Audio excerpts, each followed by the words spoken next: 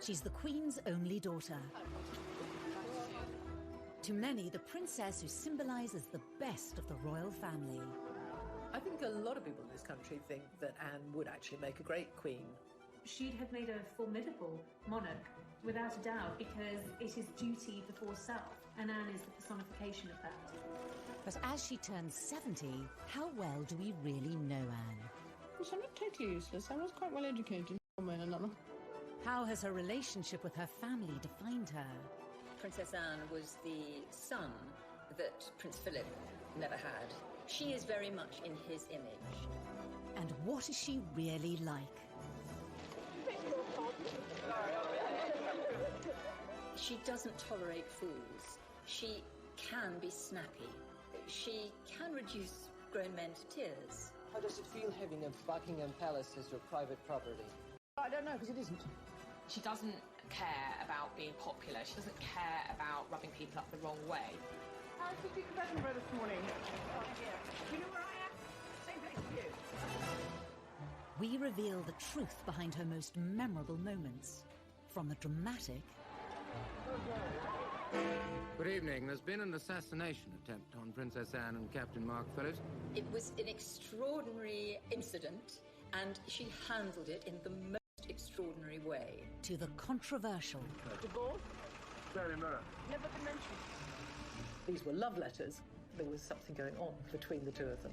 No, I have no comment to make on the news at all. We follow the highs and lows of an extraordinary life. She might not be about hugs and cuddles and compassion, but she is about duty and responsibility and hard work. She's still making headlines after 7 decades in the spotlight. But is she the best queen we never had? The Princess Royal.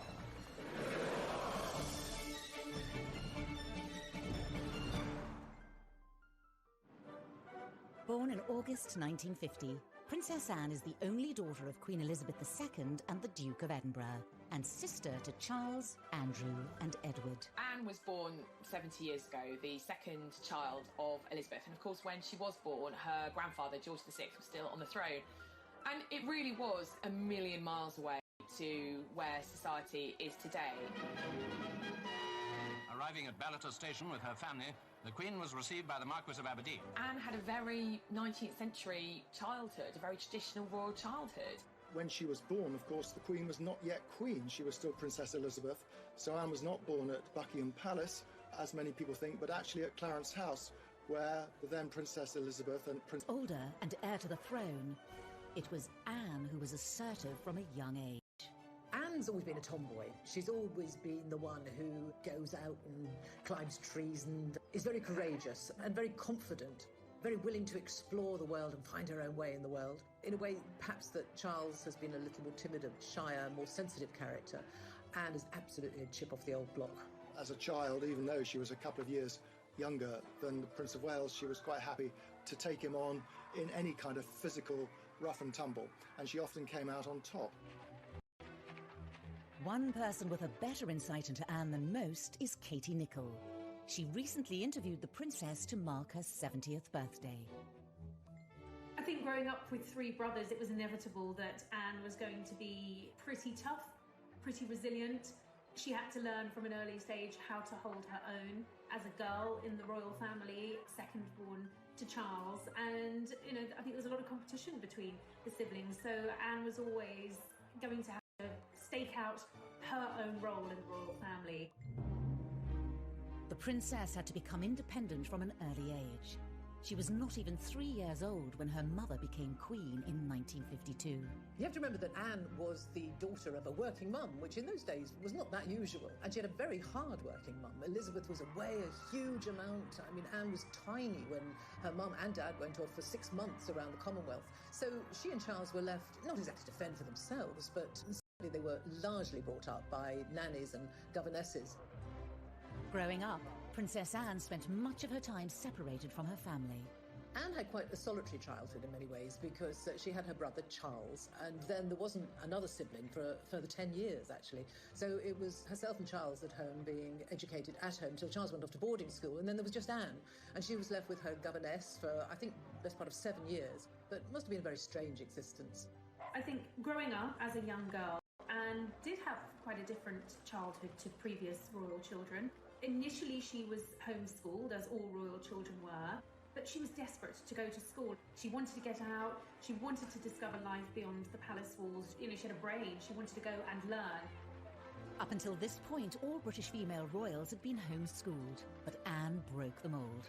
She was the first princess to go off to ordinary school, if you like. Very posh school, very posh indeed. But she fitted in very well. I think she enjoyed life as a boarder at this school with other young girls to lark around with. Wasn't brilliantly academic, much more interested in sport, much more interested in horses, of course. She was an independent little girl from a very early age and, you know, to a degree, had to become quite a grown-up child quite quickly and that commitment to duty, you know, what she saw her mother do. She was the daughter of a working queen. I'm sure that has all contributed to the woman Anne grew up to be. But unlike her mother, the princess was never destined to be queen.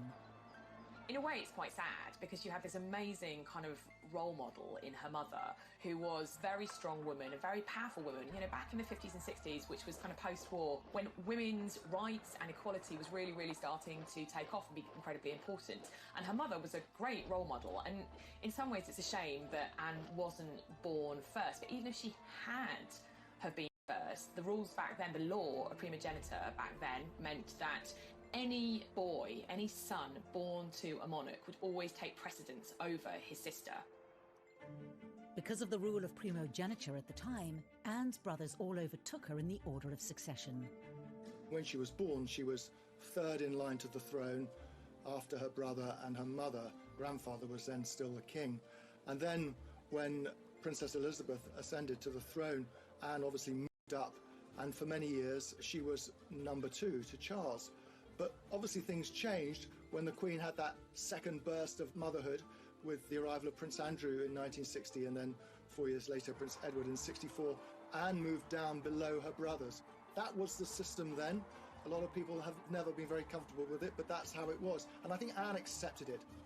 Princess Anne discovered that there were advantages to not being the heir. She knew that she was never destined to be queen, and it meant that she was spared a lot of the upbringing that her brothers had to go through. She was allowed a little more freedom. She was able to do what she wanted to do, wear the kind of clothes she wanted to do, see who she wanted to see. It was a degree of freedom, encouraged, I have to say, in part by her parents. Throughout her life, the princess has continued to be pushed further away from the throne. So she's now 14th in line to the throne. She slipped down behind her brothers, Edward and Andrew, their children, and then, of course, the children of Princes William and Harry. So she's currently 14th in line to the throne and therefore very unlikely to ever become queen herself.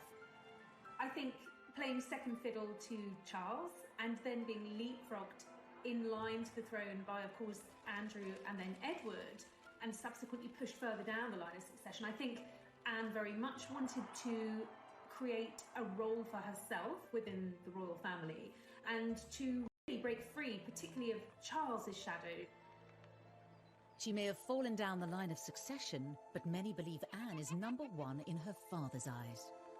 Well, it's long been rumoured that, you know, the Queen's favourite son was always Andrew, and being the only daughter, so very possibly there was some favouritism from Philip to his daughter, and I think she's always looked up to her father. We know that Charles found it difficult being the eldest son, found it difficult being Prince Philip's son, but there wasn't quite the same pressure on Anne. As she grew older, Anne's similarities to her father brought them ever closer. I've always thought that Princess Anne was the son that Prince Philip never had. She is very much in his image, and I think that is what he wanted Charles to be. And Charles was a very sensitive child who grew into a sensitive man who is emotional. Anne is none of those things. Anne is very straightforward, very blunt, calls a spade, but is also very funny.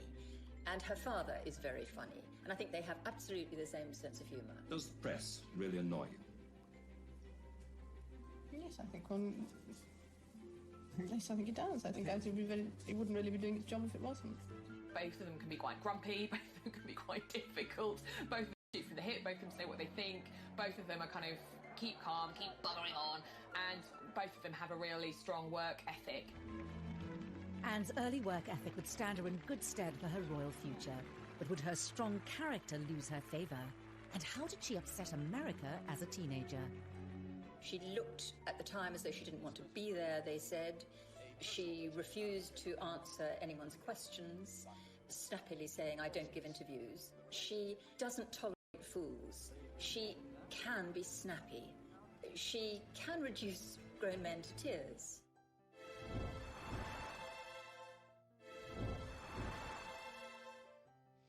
May God bless her and all who sail in her.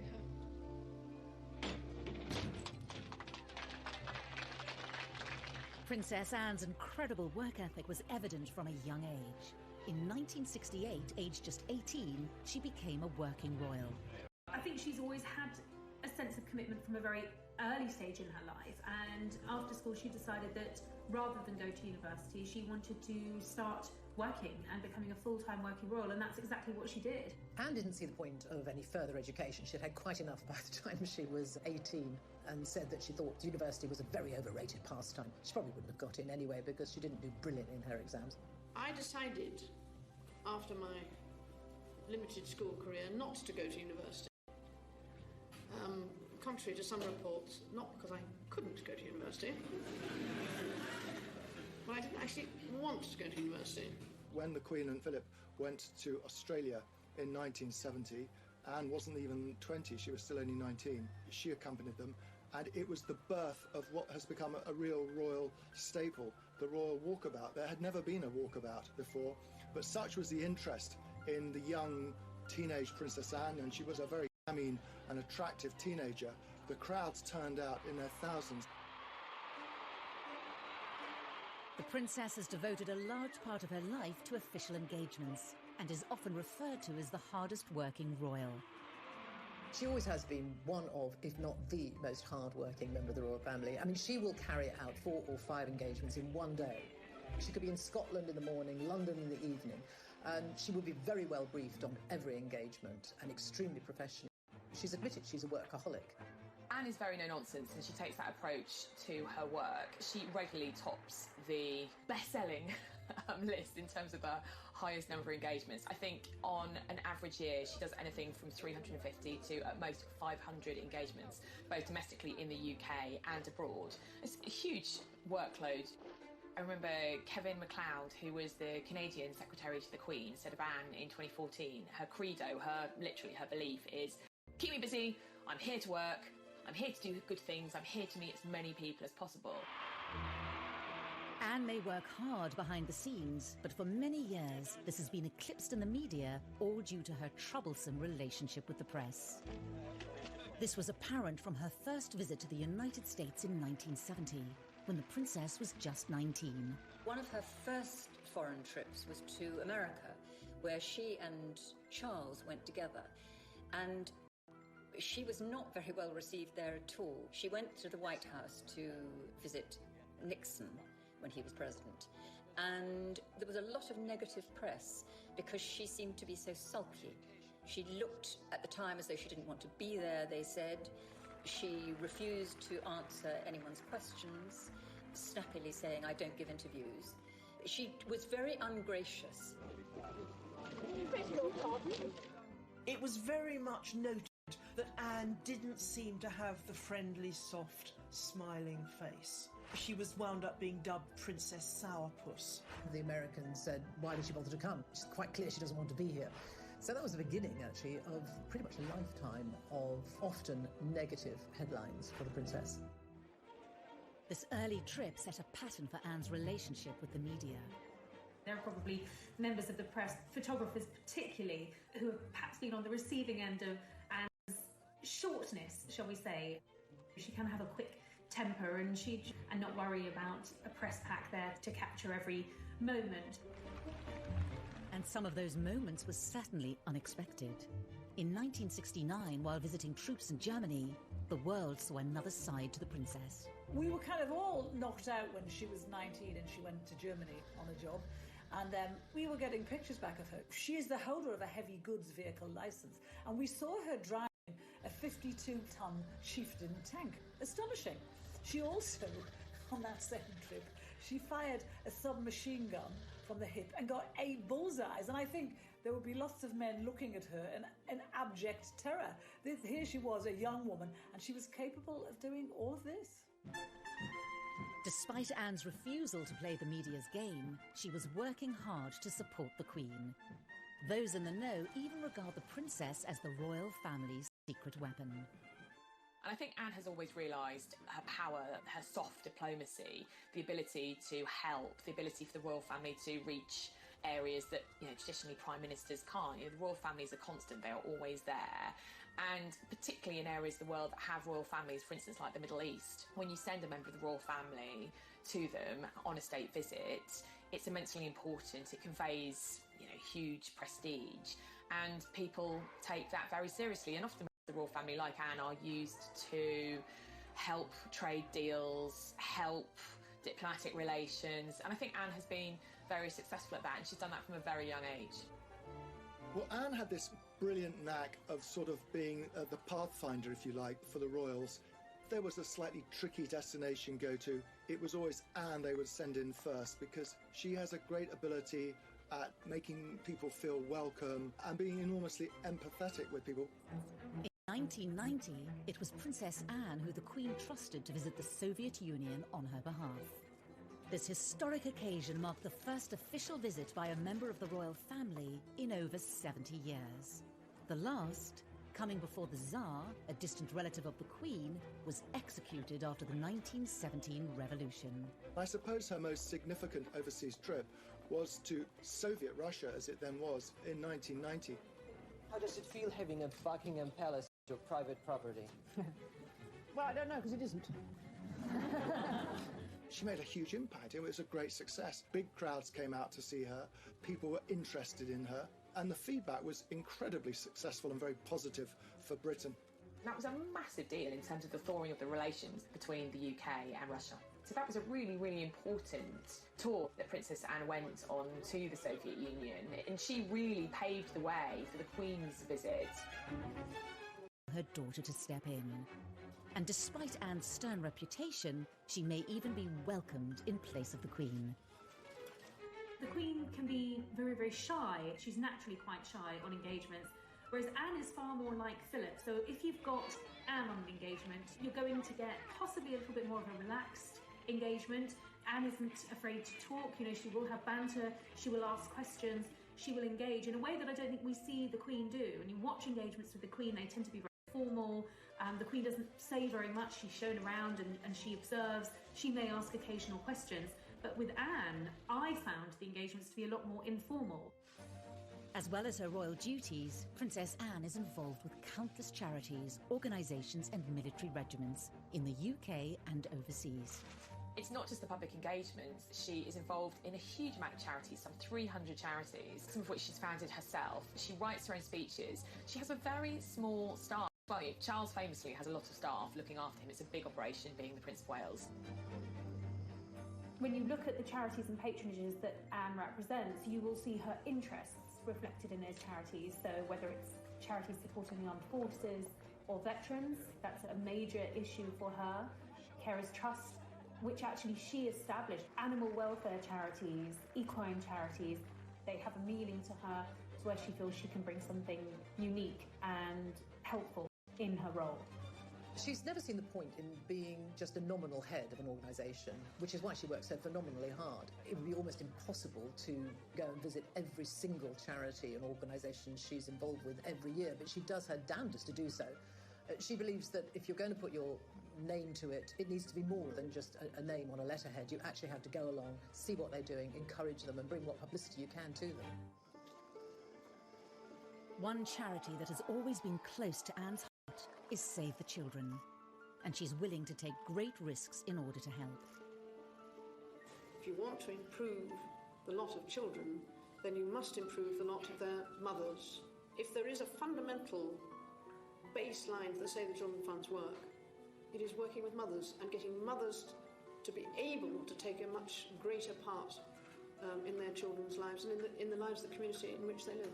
I think she's very closely associated with the Save the Children Fund. She's been president for, I think, nearly 50 years now, and this has meant a very great deal to her.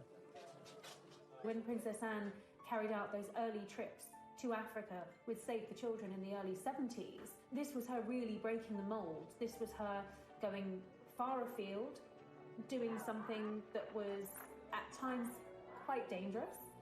The areas that she was going to were these visits to Africa with Save the Children long before Princess Diana was even on the scene. But Anne made it clear that she didn't seek praise from the public or the press. She once told a friend who had been asking her about the kind of affection that Diana had from the public, the love, the adoration that Diana had, if she would want that. And she said, no, she would rather have respect than affection from people that she didn't know. But again, Anne's refusal to cooperate with the press meant that much of her hard work went unrecognised. If she was off some tour raising money for an awareness for Save the Children, and Diana appeared somewhere in a low-cut dress, the newspapers would be full of stories about Diana, and Anne would find herself not getting a look in. I think that must have been very galling for her. In the early days, I used to wonder why she didn't force herself to have a better relationship with the press. She clearly had no time for us at all, and she thought we were a nuisance. Such a shame, because whenever we used to write about her, it wasn't about the worthy work that she'd done. It was because she'd lost her temper somewhere, she'd sworn at someone, or because she was wearing ridiculous clothes. She got a really hard time from Fleet Street in the 80s and the 90s. They thought that she treated the press with disdain, she wouldn't talk to them, she ignored them, she wouldn't smile for them. And in return, they gave her a really hard time because, in their view, she didn't give an inch. For many journalists of that time, Anne wasn't helping her own cause. She wanted to be appreciated for what she'd done. She got across that Diana was more appreciated than her, and yet she did nothing to facilitate that. But this all changed in 1982, when the press followed Anne on one of her trips to Africa with Save the Children. They went in an attempt to get a story about her love life, but after realising she wasn't going to talk, they started to take note of her work and were surprised at what they saw. There was one particular tour where she went to Africa, and the photographers, the press pack, were with her as well for all that time. It was probably weeks. And she was visiting refugee camps in Africa.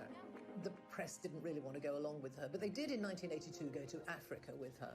And there they saw a princess who was utterly prepared to get down and dirty, really getting down to work, dressed, in jeans and a shirt and probably a headscarf, in dusty, hot, sweaty Africa, going into slums, the way we're not used to seeing a princess at all.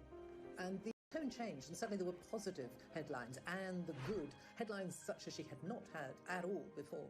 And I think people began to appreciate that we had a very hard-working princess there who would travel the world and not stand on airs and graces. With a new understanding of her work behind closed doors, she doesn't tolerate fools. She can be snappy. She can snap at Lord Lieutenants, for instance, who are trying to keep her to a table. She can reduce grown men to tears. She's very like her father in that respect. And she is a very, very hard worker and wonderful at what she does. Very straight.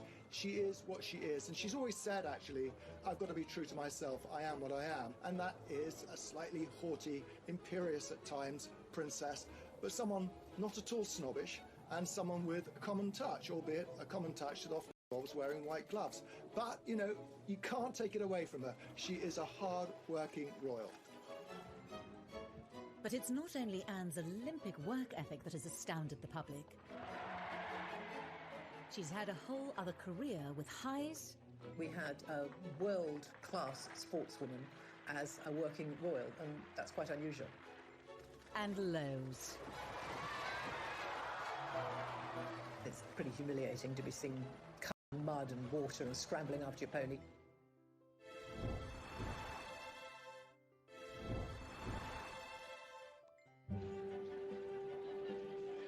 Anne might have been hard-working when it came to royal duties, but it wasn't the only thing she dedicated her energy to.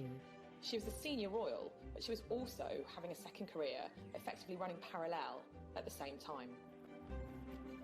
Breaking with tradition, she chose to also pursue a riding career alongside royal duties. It's really very impressive that Anne was able to juggle her equestrian career as a very successful horse rider and carry out all her duties as a senior royal. Anne's lifelong passion for horses started from a young age. She probably sat on a horse before she could walk. She's utterly horse mad. Her father once said of her, if it doesn't fart or eat hay, Anne's not interested. And I think that's almost right. Horses have given her an escapism. Not only did they enable her to embark on a career outside of her role within the royal family, they provided daily escapism. I think nothing makes Anne happier than riding out, being in the paddock, being around horses.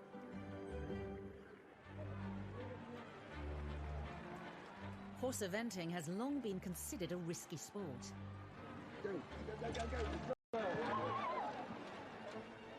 And Anne's royal title did not give her any immunity to the dangers. Anne narrowly escaped serious injury following a bad fall whilst competing in Dorset. Off the ground, and the horse came over on top and rolled on top. She was unconscious when I got there. It was later learnt that Princess Anne had cracked a vertebra.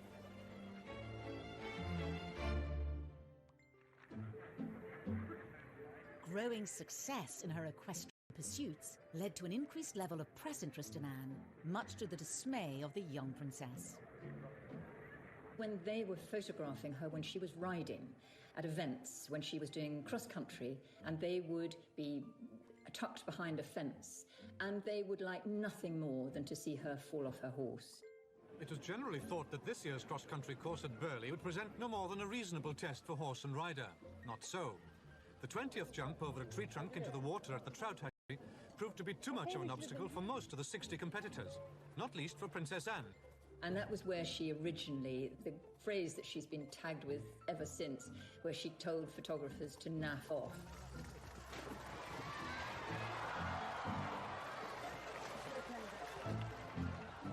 Anna's always spoken her mind, and she can be quite abrupt. It wasn't really naff off. Her language can be quite fruity. She hated the intrusion of the press, as she saw it, when she was trying to concentrate on riding. I mean, it's pretty humiliating to be seen covered in mud and water and scrambling after your pony. But she'd always get back on straight away, even after some of the worst tumbles. Anne's stoic attitude, however, won her admiration. If she fell off her horse, she was going to get back up and get back on that horse and prove that she could take the next jump. And I think that is a metaphor really for how she has approached her royal life, with steely determination and resolute commitment. The inevitable falls captured by an eager press corps did nothing to detract from Anne's formidable talent. In 1971, at the European Horse Trial Championships, the 21-year-old princess wowed the equestrian world. 1971 was one of her great equestrian years, I suppose. She competed in the three-day event, the European Championships, and she won. That was absolutely fantastic for her.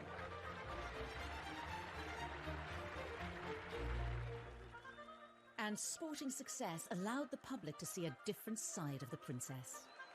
She was voted the BBC Sports Personality of the Year, which is always one of the greatest accolades you can have as an athlete, as a sports person. So there, in front of hundreds of other top people in their sports, she was fated as the top woman. It was a way of actual Personality of the Year, probably, in many ways, made Anne more relatable to the British public than she ever had been. Princess Anne's riding career reached its peak when in 1976, Anne was chosen to represent her country on the biggest sporting stage possible. Anne took part in the 1956 Olympics in Montreal as a member of the British team, riding the Queen's horse, Goodwill, in the eventing category. Competing in the Olympics, which I suppose was the biggest moment of her equestrian career, didn't go absolutely brilliantly, unfortunately. It was a team event and we didn't win, didn't even get a medal, but they were there and they did compete. This was the first time ever that a member of the royal family competed in the Olympic Games, and it was a huge achievement. She earned a great deal of praise and admiration, both in the world of sport, but generally, nationally. We had a world-class sportswoman as a working royal, and that's quite unusual. Anne's achievements earned her the presidency of the British Olympic Association and a lifelong involvement. I think one of Anne's greatest successes in terms of British sporting history was bringing the Olympic Games to London in 2012. The Princess Royal led the well-known delegation, carefully carrying the flame inside a miner's lamp. Sebastian Coe has said that we actually owe her a bigger debt than most of us realise for having secured the London Olympics in 2012. Once again, she showed this character. If she believes in something and she takes it on, she will give 100% and more. The 2012 Games are on. She went to pretty much every event she possibly could during the 2012 Olympic Games in London and around the UK, and really was the figurehead. Anne's dedication and leadership aside, the Olympic Games were also associated with a more personal moment in the princess's life. While at the Mexican Olympics in 1968, a young Princess Anne was introduced to a fellow rider and Olympian, Mark Phillips. Anne's pursuit of equestrian excellence didn't just kind of lead her to professional glory, it also led to her personal happiness as well. It was through the mutual love of horses that she met her first husband, Captain Mark Phillips, a lieutenant in the 1st Queen's Dragoons Guard. Of course, in her world of horses, Anne met quite a lot of dashing young men. She went out with quite a few of them. She went out actually with Andrew Parker as well, quite incidentally. But she was very keen on him. Her eyes finally set on Mud as an equestrian athlete. Everyone, I suppose, was looking for the princess to find a suitable husband, someone maybe from the foreign royal family, someone of a similar background, a prince who might be knocking around somewhere in the world. But she wasn't having any of that. She was determined to marry whoever she fell in love with. And the man she fell in love with was Mark Phillips. Determined that their courtship remained private, Anne was careful to keep her blossoming relationship from the press. We found out that she used to ferry Mark around in a horse box to secret locations so they could be together without anyone seeing. Well, there was, I think, an inherent distrust of the press on Anne's part.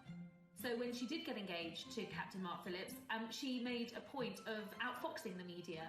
Has it been a great strain keeping it secret and indeed keeping it away from people like ourselves? I think it has, yes, it became rather restrained. It did annoy the press a great deal because at that time the rumours were knocking around that she was going to engage, she was engaged, she was going to get engaged to Mark Phillips, and the palace denied it. And the day after they denied it, the engagement was announced, which annoyed the press a great deal. The engagement was formally announced on the 29th of May 1973, with the wedding to take place in the November. A royal wedding fit for a princess. And a shocking kidnap attempt.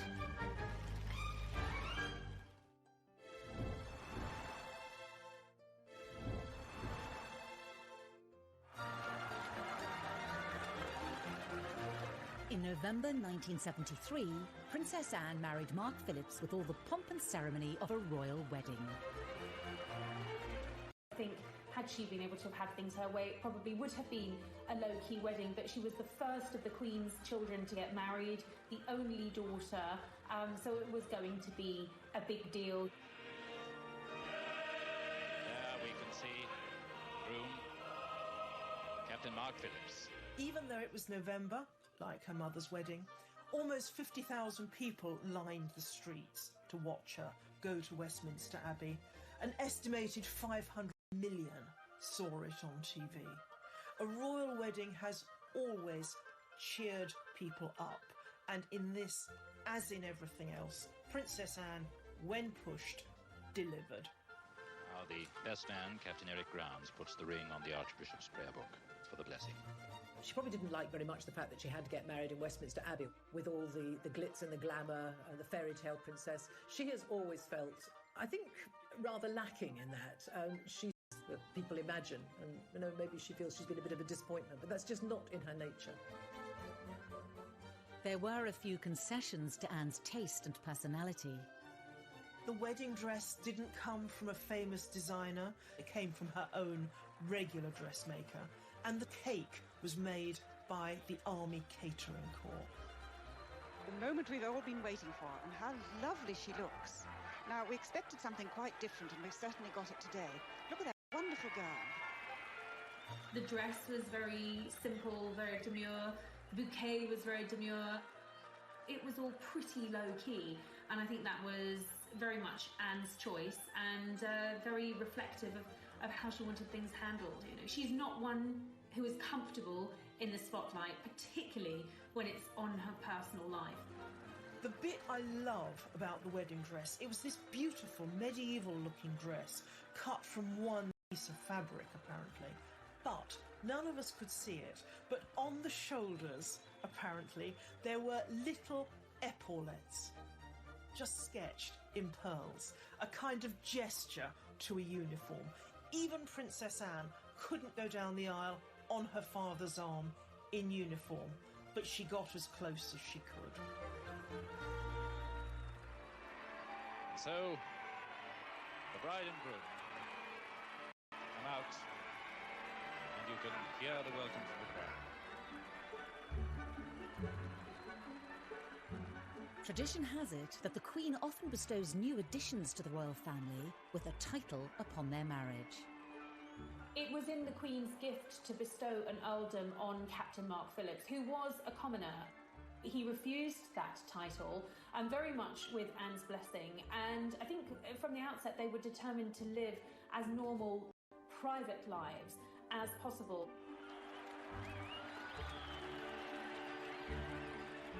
It looks as if that was partly a way of saying that Mark Phillips himself did not really want to take rank within the royal establishment. She grew up with possibly what was the burden of having a title. She had by this stage moved down the line of succession. She would have known that any children that she and Mark Phillips had would, without a title, perhaps have a better opportunity at having normal lives, the chance to create independent lives of the royal family and to be their own people. The newlyweds were barely able to enjoy the first months of married life before their peace was shattered when Princess Anne and her new husband were the target of Princess Anne and Captain Phillips. Perhaps one of the most defining moments in Princess Anne's life was when somebody attempted to kidnap her. They escaped, but 4 people were hit, 1 seriously. Good evening. There's been an assassination attempt on Princess Anne and Captain Mark Phillips. Their car was forced to stop by a Ford Escort on the Mall. The driver of the Escort, Ian Ball, jumped out and began firing a pistol at Princess Anne and her police protection officer. He shot several people, including Anne's police protection officer, who immediately got out of the car to confront him, and he shot her chauffeur. Amateur boxer Ronnie Russell was passing as the incident was unfolding. And I see a police officer coming over from the Queen Mother's house towards the car, and I thought, that's it. It's all over now. That's the police. It's done and done with. There'll be no more now. And then as he arrived at the car, I saw the bloke just turn around and shoot him. I mean, you can't do that. We don't stand for that. You ain't getting away with that one. So I struck him at the back part of the head. And he just turned and fired at me. That missed me, went through the windscreen of a taxi coming down the Mall. Ball's intention was to kidnap Princess Anne and ransom her for millions and millions of pounds. The danger Anne faced was grave as the gunman gained access to the princess. The window's all smashed in. There's a gun on the floor. He's got another gun in his hand. He's got Princess Anne by the arm, pointing the gun at her head. And he's saying, come on, Anne, you've got to come. You know you've got to come. When the kidnapper tried to make her get out of the car, she said, not bloody likely. This was no damsel in distress. She refused to get out of the car before ball and told him that she was absolutely not going to do what he said. She said it later, talking about this, that she was scrupulously polite, but she was not going to do what he said. Well, then they had a tug of war going on, and I could see that she was breaking the grip with him. I leant into the car. I said, "Come this way, Anne, you'll be safe." I got by the forearms, held him out the car in front of me, and I said, "Now we're going to walk away, and it's going to have to go through me to get you." At that point, he has run round behind me. Mark Phillips has seen that, dragged her back into the car. So when I've turned round, he's there now. He's like as far away from me as you are, and he's standing with a gun pointing at me. And I thought, well, it's your turn or my turn. And then I hit him very, very hard. Thankfully, the incident was brought under control by the arrival of the police on the scene. It was an extraordinary incident, and she handled it in the most extraordinary way. And the next day, she was back on duty, working as if nothing had happened. Just the same kind of attitude as if she'd just fallen off a horse, that he'd been terrified. That gives you some insight into the princess's pretty tough, steely and unflappable nature. And even when she's being threatened and at gunpoint, she doesn't actually lose her cool. It's another way in which she almost echoes her mother, because with her mother there had been that apparently shot fired at her at the Trooping the Colours ceremony, and the Queen just steadied her horse Burma and went on. And in much the same way, Princess Anne kept on trucking. Later on, her father, the Duke of Edinburgh, said that if the kidnapper had got away with Princess Anne, poor him, she'd have really made him sorry for it. And I think we all like that about Princess Anne. Following the foiled kidnap attempt, the royal couple went back to life as normal. Princess Anne and Captain Mark Phillips welcomed their first child, Peter, in 1977, followed by their daughter Zara in 1981. Both children were raised without royal titles and away from the royal spotlight. Zara has said on many occasions that not having a title gave her enormous freedom. That's what Anne wanted. She wanted her daughter to be a normal teenager and to get into the kind of scrapes the teenager did. And Zara absolutely has gone her own way. Peter and Zara are incredibly down to earth. You know, they don't even speak in the same way as many senior royals. You know, there's nothing pompous about them at all. I think they're great young people.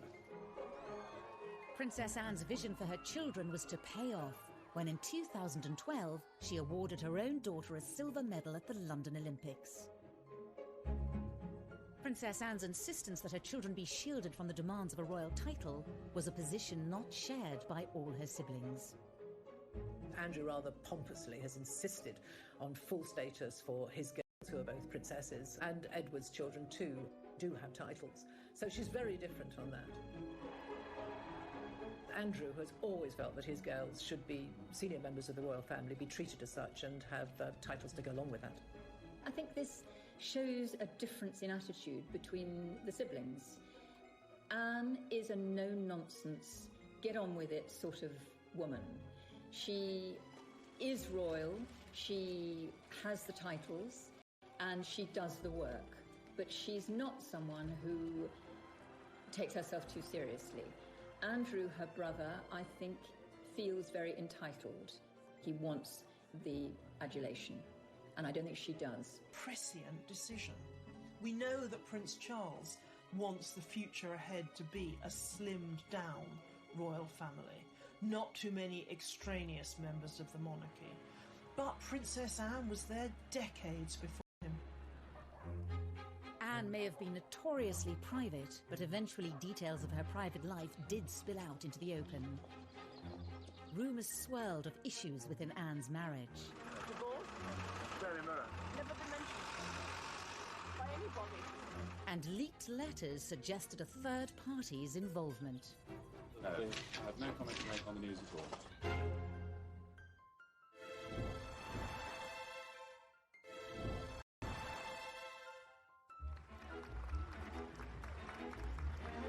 As she turns 70, Princess Anne has long enjoyed a reputation as one of the most tireless members of the royal family.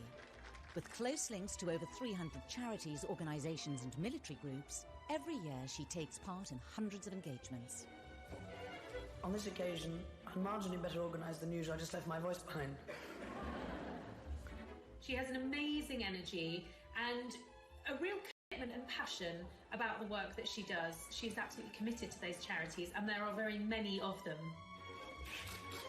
The only royal coming close in this regard is her older brother, Prince Charles. Oh, to be young. Last year, he just pipped her to the title of hardest working royal, undertaking 521 outings compared to his sister's 506. For much of her life, it's been hard for her not to be overshadowed by the older brother destined to be king. It's good for you in the end, I suppose. It's character building, I suppose. All their lives, comparisons have been inevitable. Charles is quite a sensitive man.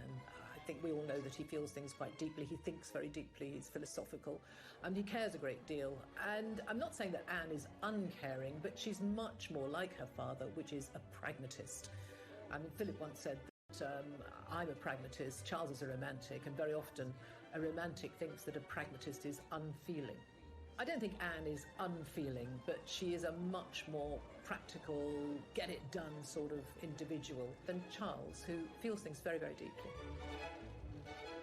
The difference between her and Charles, I think she was tougher than him. She was always stronger than him. In fact, someone once said, you know, she's the king we never had.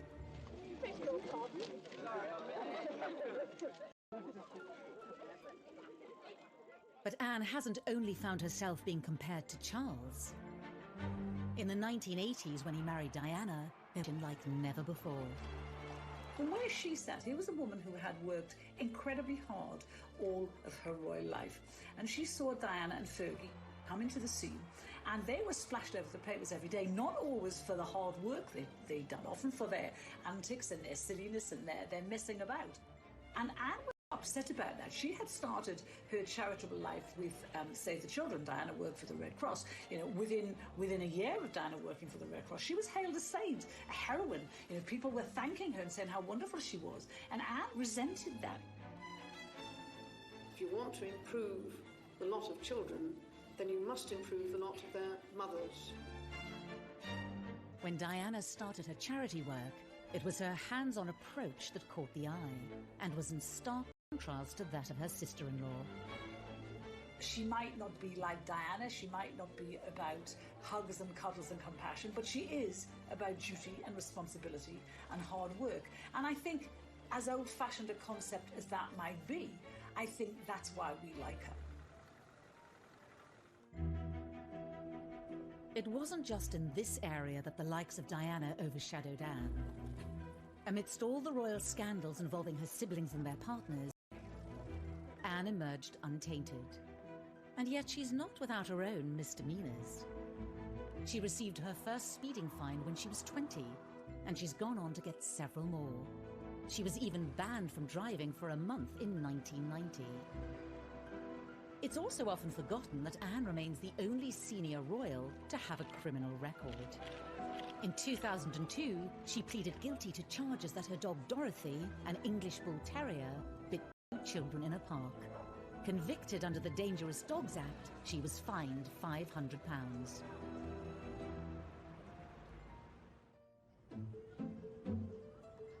In 1989, Anne was again the victim of a crime when private letters were stolen from her briefcase in Buckingham Palace.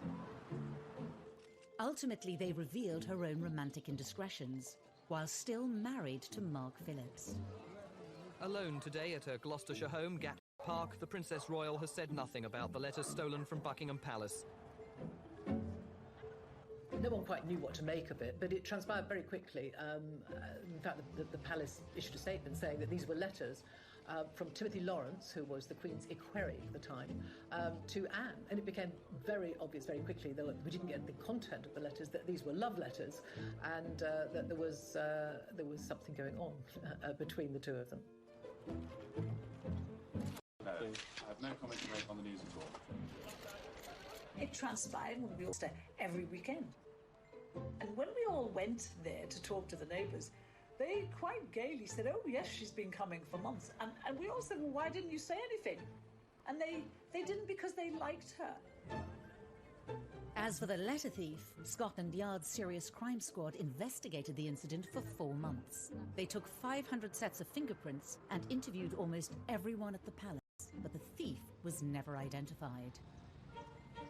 The damage was done.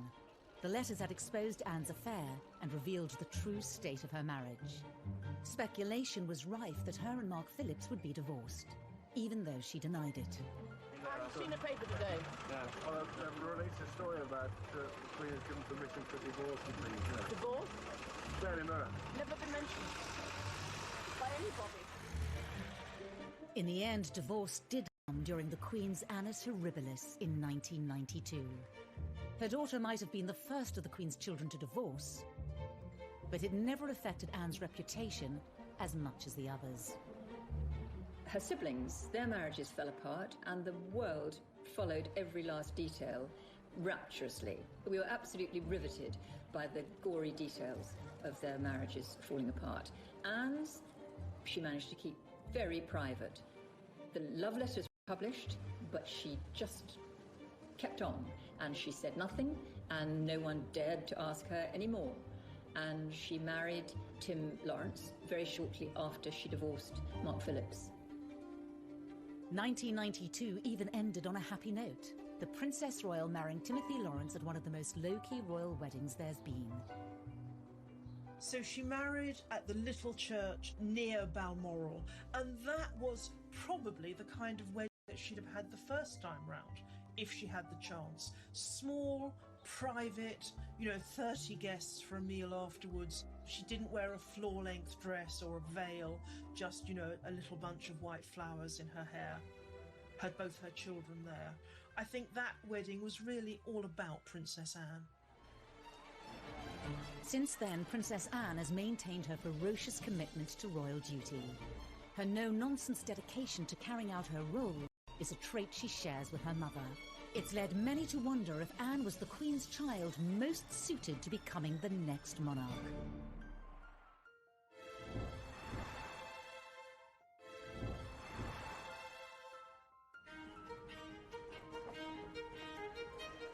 At 70, Princess Anne is as energetic in her commitment to the royal family as ever.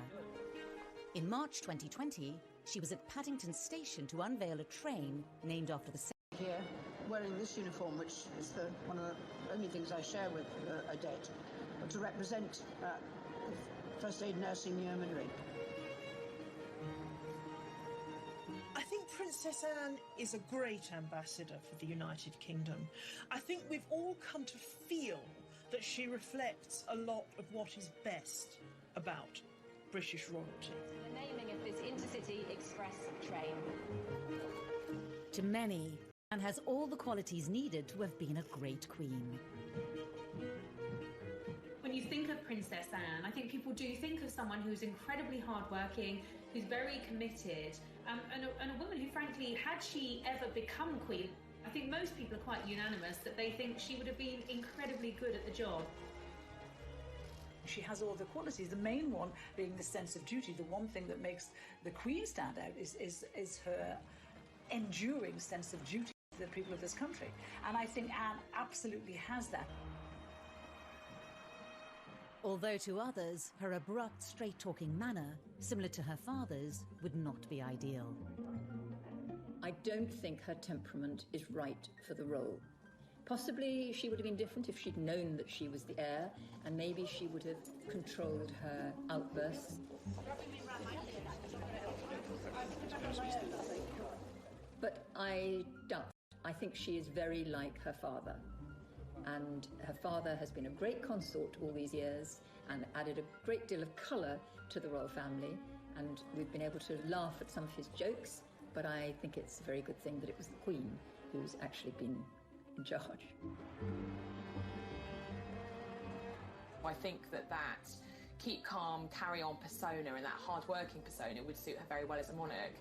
But actually, I think the real Achilles heel for Anne is that she doesn't play the game. She doesn't care about being popular. She doesn't care about rubbing people up the wrong way. And as a monarch, you can't have someone shooting from the hip and saying what they think. That veneer, even if it is just a veneer of inscrutability, is so important. I think a lot of people in this country think that Anne would actually make a great queen. But personally, I think that we need someone who is a little less steeped in tradition. I mean, Anne herself has said that she doesn't see any point in changing things for the sake of change. If things work, then leave them the way they are. And that makes things rather stuffy, in my view, too stuck in the established way of doing things. So I think we need a moderniser, and I think to a great extent Charles will be, and William certainly will be. For many, though, as the royal family has modernised and certain popularity increase in recent years. As the carefully choreographed media profiles of some of the younger royals have fractured, Anne, for all her faults, is still going strong. She really is kind of the unsung hero, I think, of the royal family. She just gets on with it, opening factories, visiting supermarkets, supporting charities. She doesn't get much media coverage anymore, and that's exactly how she likes it. Throughout it all, Princess Anne has remained fiercely devoted to the monarchy and her parents. A rare chance for them to talk about each other in their understated way came at Anne's 50th birthday party in 2000. Really thanks to their example, their advice and their help that you're all here tonight. They're very proud of her, and that's all Anne's ever needed, approval from them. She doesn't need it from anybody else, and that's why she can be so rude to people. She doesn't care what they think of her. I think the only two people in the world she cares about, who think about, is the Queen and Prince Philip. I have been touched by the warmth of the appreciation that all these many friends and colleagues feel for your energy and dedication.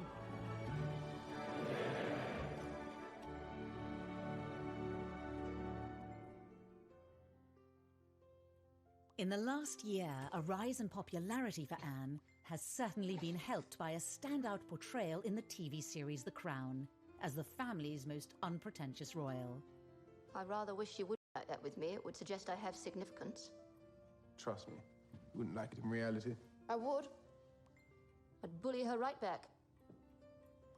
Fancy swapping then? Fancy being the heir? Not if it means going to Wales.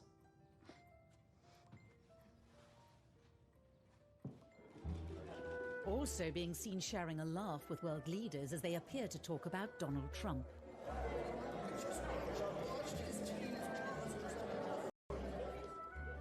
And shrugging at her mother like all children might do, whatever their age. I think actually as she's got older, those kinds of moments now, those bits of her personality make her more popular with the general public. And I think her being not first in line to the throne has enabled her to be more herself, be more true to herself, and to carve out a really kind of different role for herself. A striking image of the princess in her youth featured on the cover of May's edition of Vanity Fair. And in a revealing interview to mark her 70th birthday, she said it's about serving, and credited her parents for influencing her work ethic. She also warned the younger members of the family against reinventing the wheel when it comes to don't forget the basics.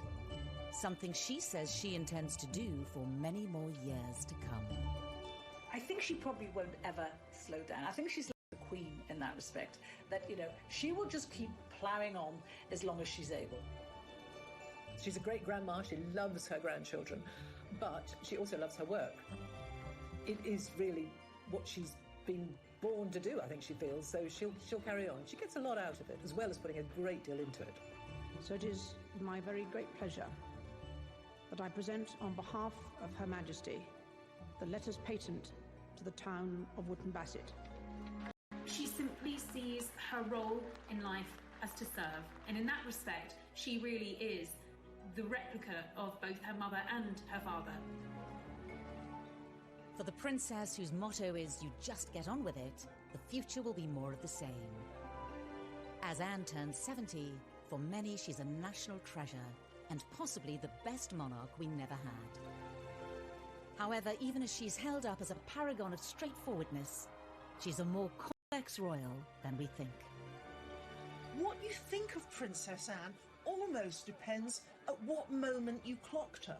Did you first think of her as a kind of romantic young princess? Or did you think of her as this really rather grumpy, tetchy figure, very much like her father? Well, how's the Duke of Edinburgh this morning?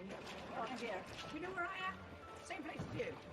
Or if you're only really thinking about her now, maybe the wheel has turned full circle, and you are thinking of her as someone who represents the best of the old-style monarchy, but in another, she was quite forward-thinking, not giving her children titles, making a life for herself outside of royalty, way before anybody else. So I'm not totally useless. I was quite well educated, one way and another.